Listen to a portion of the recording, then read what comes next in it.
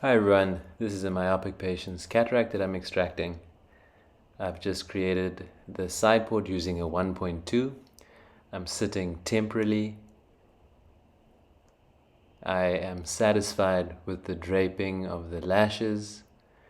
I'm injecting phenylephrine and it works instantly to get me a great dilation.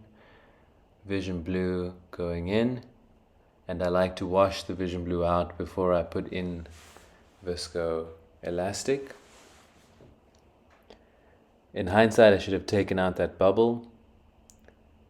Viscoelastic going in.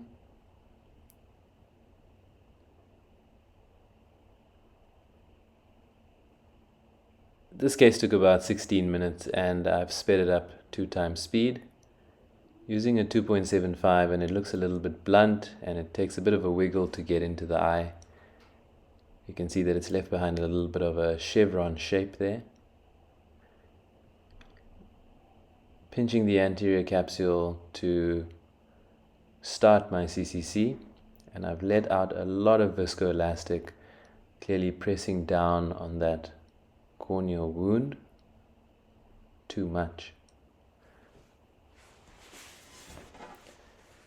The bubble in the way is annoying,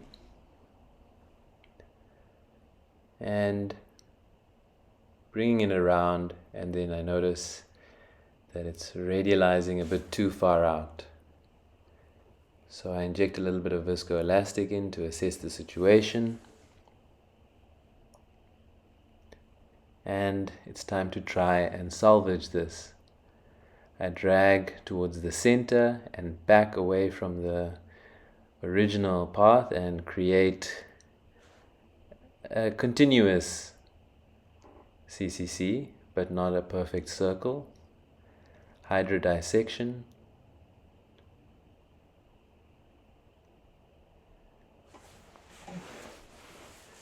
In a few different areas, and it looks like it's beginning to spin some more, and I pop the lens up a bit in the same area where my CCC ran out a little bit, which could be dangerous. And I push the lens back in and I'm getting good rotation of the lens,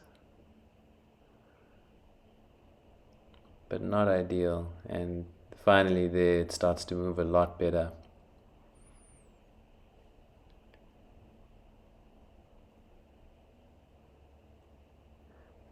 Going in with the phaco probe, I've decided to do a stop and chop. Here I am addressing the iris retropulsion syndrome. The AC became quite deep, and here I am lifting up the iris to get rid of that. And as I said, I want to do a stop and chop maneuver here, forming my central groove, making it sort of 2 phaco probe widths wide. And it appears I may be pushing on the lens a little bit, although it certainly didn't feel like that intra-op.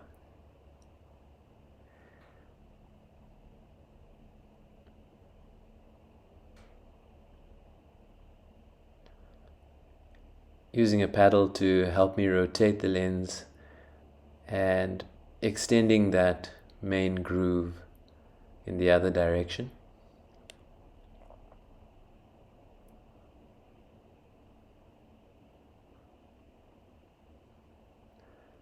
And now attempting a crack, and it actually cracks quite easily, so I'm going straight for a chop and switching over to a chopper,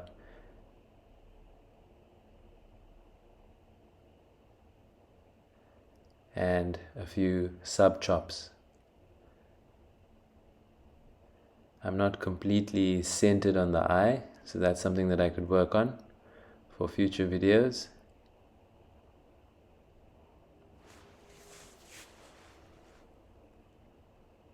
Rotating the lens so that it's directly in front of the probe and lifting some of the lens up and feeding it into the phaco probe makes it a little bit easier.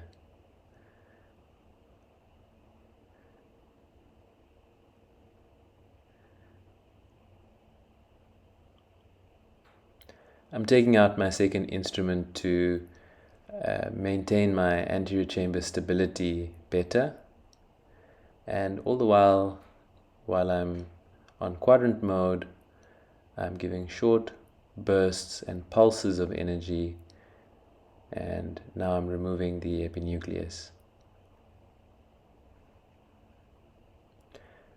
And now I can appreciate that my lens didn't radialize my CCC in that region that radialized a little bit, going in with my IA probes and getting rid of the remainder of the cortex.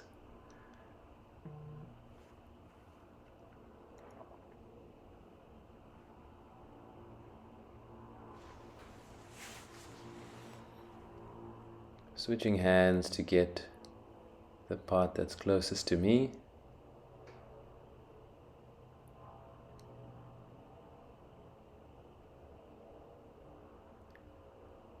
And that goes fairly routinely. Now I'm injecting Provisc into the bag, loading the single piece lens, which is quite a forgiving lens. It's quite easy to insert, and injecting it directly into the bag, getting the trailing haptic in with the lens dial and centering the lens.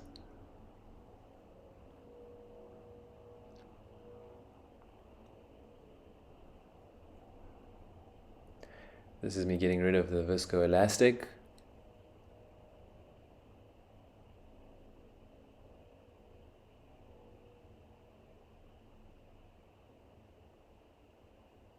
And now some intracameral antibiotics and sealing my wounds. Thanks for joining me on episode 1, Stop and Chop.